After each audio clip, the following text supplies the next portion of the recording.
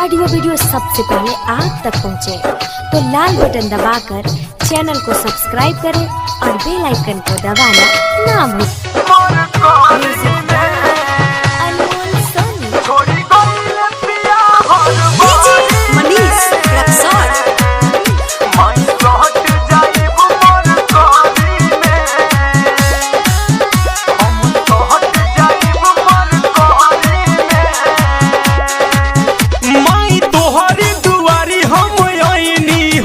अपन दुख तोहरा से बताइनी हो, अपन दुख तोहरा से बताइनी हो। माई तोहरी दुआरी हम आईनी हो, अपन दुख तोहरा से बताइनी हो।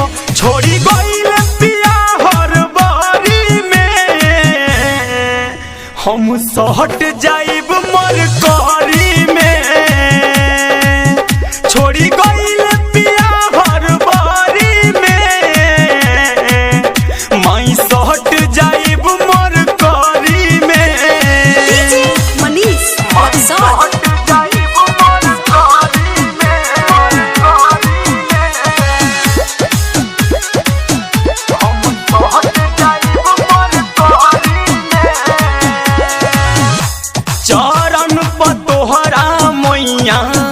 चढ़ा दे हम दिल हम हो,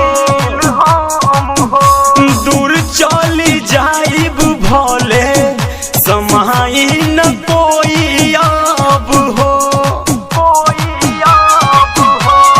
ए माई सुना ना, चरण पर तोहरा मैया चढ़ा दे हम दिल हम हो, दूर चली जाइब भले समाई न कोई अब हो।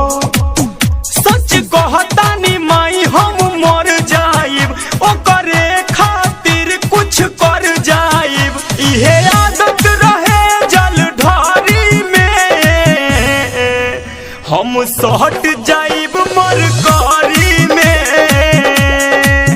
छोड़ी गइल पिया हर बारी में, माई सहट जाइब मरकरी में। माई डीजे मनीष सहट जाइब मरकरी में,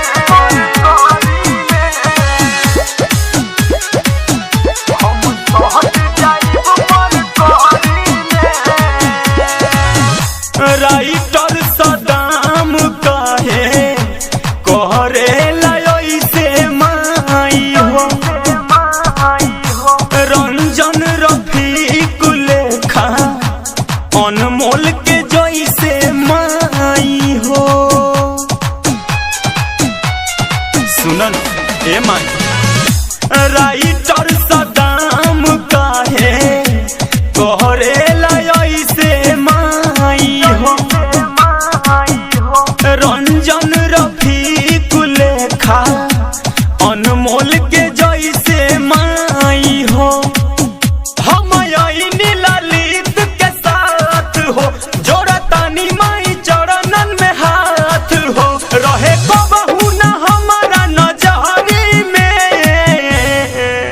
हम सहट जाइब मरकरी में।